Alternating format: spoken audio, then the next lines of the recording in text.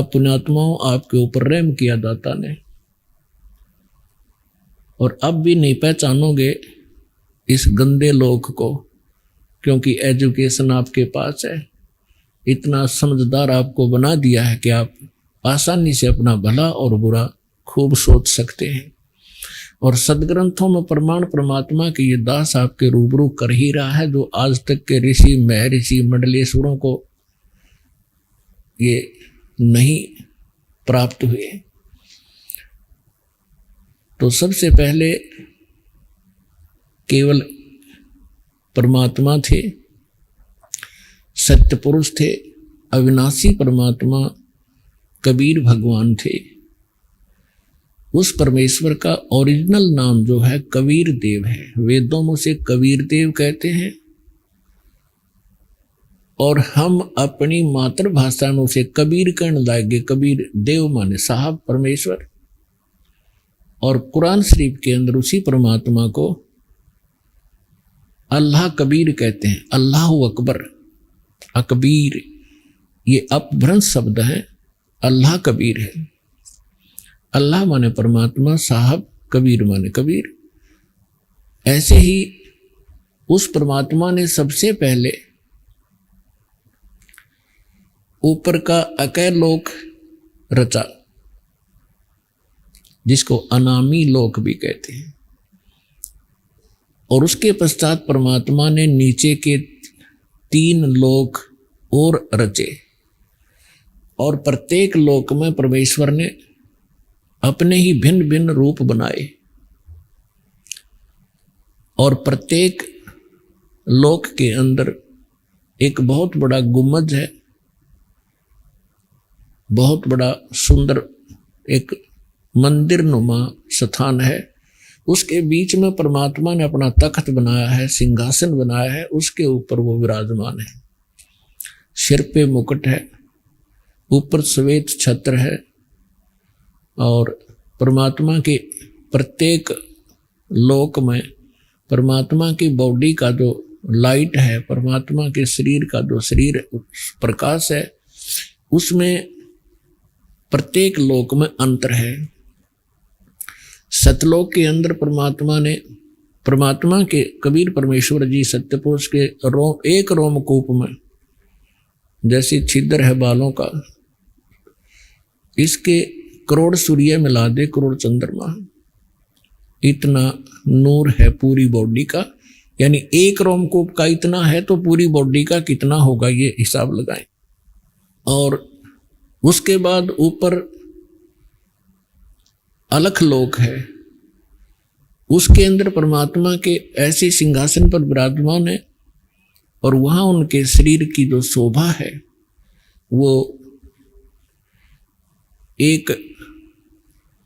एक रोमकूप में अरब सूर्य और इतने चंद्रमा दोनों मिला दे तो भी परमात्मा के एक रोमकूप की जो रोशनी है वो तेज है। उसके बाद अगम लोक है। अगम लोक के अंदर परमात्मा के एक रोमकूप की रोशनी खरब सूर्य के तुल्य है।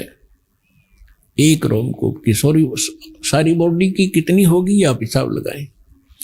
उसके बाद जो अकय लोक में परमात्मा विराजमान है, तो उनके एक रोमकूप की जो रोशनी है शंख सूर्य, नील पद्म शंख सूर्य जितने प्रकाश है। सतलोक के अंदर परमात्मा ने सबसे पहले सृष्टि रचना की। परमेश्वर कबीर जी ने आदरणीय धर्मदास साहिब जी को बताया, तो वो ज्ञानदास अपने शब्दों में आपके रूबरू करेगा। सबसे पहले परमात्मा ने एक वचन से 16 द्वीपों की रचना की सत्यलोक में, और फिर परमेश्वर ने अपने वचन से 16 सुत उत्पन्न किए, 16 पुत्र। प्रत्येक को एक एक द्वीप में रहने का आदेश दिया। कुछ समय उपरांत परमात्मा ने अपने उन्हीं 16 उत्पन्न पुत्रों में से, जिनमें से एक अचिंत है, उसका नाम अचिंत है, उससे कहा कि आप सृष्टि रचना करें, और परमात्मा ने उसको शक्ति दे दी, वचन दे दिया, आशीर्वाद दे दी। अचिंत ने अपने वचन से अक्षर पुरुष की उत्पत्ति की, और परमात्मा ने उन्हीं प्रत्येक द्वीप में एक मान सरोवर की रचना की। उस सतलोक के अंदर एक मान सरोवर की रचना भी उन द्वीपों के साथ ही की। और छोटे छोटे सरोवर तो सभी लोकों द्वीपों में बनाए ही जाते हैं। तो अक्षर पुरुष स्नान करने के लिए उस मान सरोवर में चले गए। तो पुण्यात्मा वहां श्वासों से शरीर नहीं है,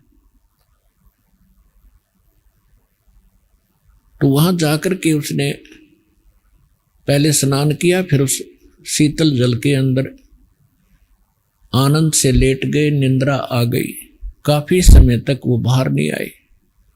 अचिंत ने परमेश्वर से कहा कि परमात्मा अक्षर पुरुष उठ नहीं रहा है और मैं सृष्टि रचने में हेल्पलेस हूं, विवश हूं, जब तक वो सरोवर से बाहर नहीं आएगा। तब परमात्मा ने कहा कि बेटा, मैंने आपको इसलिए ये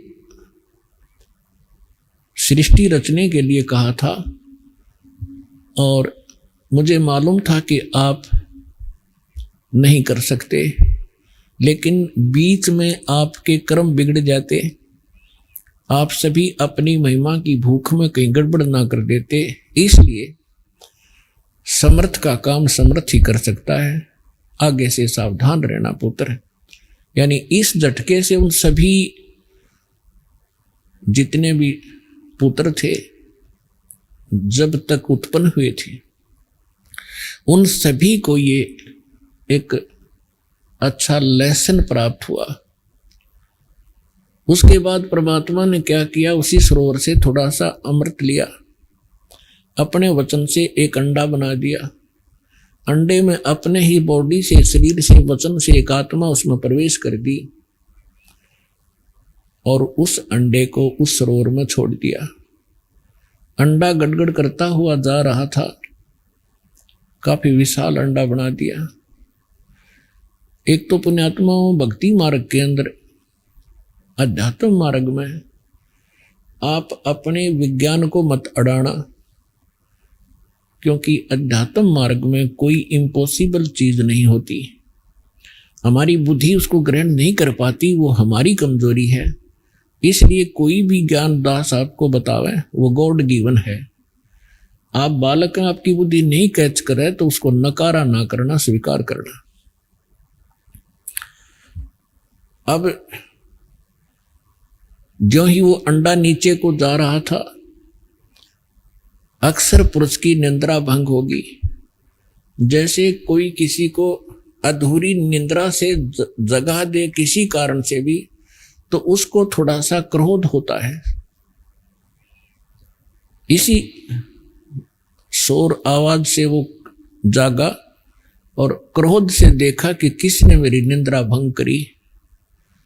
वो कोप अंडे में प्रवेश हुआ, जिस कारण उस कोप से अंडा फट गया। उसमें से ये ज्योत निरंजन सर पुरुष निकला। परमेश्वर ने कहा कि तुम दोनों बाहर आओ और अचिंत के द्वीप में चले जाओ। अक्षर पुरुष और सर पुरुष ये दोनों आज्ञा का पालन करके अचिंत के द्वीप में चले गए। उसके बाद परमेश्वर सत्य पुरुष ने, कबीर जी ने अपने वचन से हम सभी आत्माओं की रचना की और हमारे लिए सबके अलग अलग महल बनाए, सुंदर द्वीप बनाए, बहुत लंबे चौड़े, और पूरे सतलोक को सदाबहार वृक्षों से युक्त कर दिया। और वहाँ का जो मटेरियल है, वहाँ के जो पदार्थ हैं, बहुत ही स्वादिष्ट और कभी नाश न होने वाले, कभी समाप्त न होने वाले हैं। फिर क्या हुआ, कुछ दिनों के बाद इस ज्योत निरंजन के अंदर एक खरपतवार पैदा हुआ, खुरापात। इसने क्या विचार किया कि हम 3 जने एक द्वीप में रह रहे हैं और सभी जितने हमारे भाई हैं वो अन्य भिन्न भिन्न द्वीपों में रह रहे हैं। तो उसने क्या अपनी बुद्धि से सोचा, उसने तप शुरू किया। जब 70 युग तक तप कर लिया तब परमात्मा ने पूछा कि ज्योत निरंजन आप क्यों तपस्या कर रहे हो, किस चीज की आवश्यकता है तुझे। ज्योत निरंजन ने यानी सरपुरुष ने कहा कि प्रभु पिताजी ये द्वीप मेरे लिए थोड़ा स्थान है, मुझे अलग स्थान दीजिए। तो परमेश्वर ने उनको 21 ब्रह्मांड दे दिए। जैसे एक धनी पिता अपने पुत्र को अलग से 21 यानी कुछ प्लाट दे देवे, ऐसे समझो। उन 21 ब्रह्मांड को पाकर के ये बड़ा प्रसन्न हुआ। उन प्लाटों को देख देख कर फूला नहीं समावे। फिर इसके मन में आया कि इसमें कुछ रचना भी करूं। उसके लिए फिर ये भिखारी, इसने फिर से तपस्या की। जब 70 युग दूसरी बार तपस्या कर चुका तब परमेश्वर ने पूछा कि क्या मांगता है अब तू, जो मांग रहा था तुझे दे दिया। तब इसने कहा कि परमात्मा है पिता, कुछ सृष्टि रचने की सामग्री प्रदान करें ताकि मैं कुछ रचना करूं। तब परमेश्वर ने, कबीर भगवान ने इसको 5 तत्व और 3 गुण दे दिए। अगले बेटा तुम खेल खिलौनों से। इसने ये 21 ब्रह्मांड परमात्मा ने सतलोक के एक कोने में बाहर कर दे दिए इसको। जैसे एक अपनी राजधानी दिल्ली है, एक तो मेन बाजार आदि का स्थान है, एक बाह्य दिल्ली जिसमें विलेज क्षेत्र आता, गांव का ग्रामीण क्षेत्र है। ऐसे इसको बाहर की तरफ 21 प्लाट दे दिए। फिर इसने सोचा कि इसमें कुछ जीव हों, कंस्ट्रक्शन भी कर ली और अकेले का मन नहीं लगता, कुछ आत्मा प्राप्त करूं। और पुण्यात्माओं, हम क्यों फंसे यहाँ, हमने क्या गलती करी। जब ये तपस्या कर रहा था, कभी इस पैर, एक पैर पे खड़ा होता था, कभी दूसरे पे खड़ा होता था। हम इसकी इन अदाओं पर फिदा हो गए और हम परमात्मा को भूलकर जो सर्व सुख हमें दे रहा था इस पर आसक्त हो गए। और पुण्यात्माओं, ये रोग आज भी हमारे अंदर विद्यमान है, जिस रोग से हम मार खा चुके हैं। जैसे एक हीरो या हीरोइन अपनी रोजी रोटी के लिए अटपट करते हैं, वो चटक मटक करते हैं, कलाबाजी करते हैं। और ये भोले बच्चे, युवा वर्ग, उनका ड्रामा देख के, उनकी एक्टिंग देख करके उन पर आसक्त हो जाते हैं। ये मेरा फेवरेट हीरो है, ये मेरी फेवरेट हीरोइन है। तो यह बुद्धि हमारी वहां से चली थी, बुद्धि भ्रष्ट हुए। अब यहाँ कोई बरवाला में आ जावे कोई अभिनेता, इन जवान बच्चों को देखे उड़ा कितनी भीड़ लग जाएगी। और 1 किलोमीटर खड़े खड़े देखेंगे, देखो खड़ा स्टेज पर वह खड़ी, और लेना एक ना देने दे, धक्के खा आ जाए। वो अपनी रोजी रोटी के लिए बकवाद करते हैं और ये उनके आसक्त हो गए। तो ये रोग हमारा वहां से लगा था। तो उस समय हम अपने मालिक ने भूल गए, इसकी तरफ देख बहुत आसक्त हो गए। परमेश्वर ने बहुत बार आकाशवाणी की कि बच्चों तुम मस्त रहो, इसकी क्रिया पर ध्यान ना दें। हम ऊपर से तो सावधान हो गए पिता की आकाशवाणी सुनकर, लेकिन अंदर से उसके प्रति हमारी कसक विशेष बनी रही। वो अंतर्यामी है, वो जान गए कि ये प्राणी अब यहाँ रहने के योग्य नहीं। जो उस ज्योत निरंजन की रेंज में थे और जो उसको देख रहे थे, वो सभी आसक्त हो गए। और असंख्यों। तो फिर उस ज्योति निरंजन ने फिर तप शुरू किया। जब 64 युग तक इसने तप कर लिया, तब परमेश्वर ने पूछा कि भाई तूने जो मांगा था वो सारी वस्तु दे दी, अब क्यों हट कर रहा है, अब क्या चाहता है? तब इसने कहा पिताजी मुझे कुछ आत्मा दे दो, अकेले का दिल नहीं लगता। परमेश्वर ने कहा कि भी देखो 64 युग तूने तप किया, तीसरी बार इसकी प्रतिफल में और तुझे दे सकता हूं, प्लाट कितने ले ले ब्रह्मांड, पर आत्मा नहीं दे सकता। ये मेरा अंश है, मेरी वचन से उत्पन्न हुए हैं, ये मेरी आत्मा है, मेरे शरीर से निकली है। अपन आत्माओं, आप किसी माई बहन से पूछकर देखना। वैसे तो परमात्मा की वाणी में लिखा है कि पिता को पुत्र या पुत्री संतान बहुत प्रिय होती है, बालक, लेकिन मां को उस पिता से भी 100 गुना ज्यादा प्रिय होते हैं बच्चे। ये स्वाभाविक है।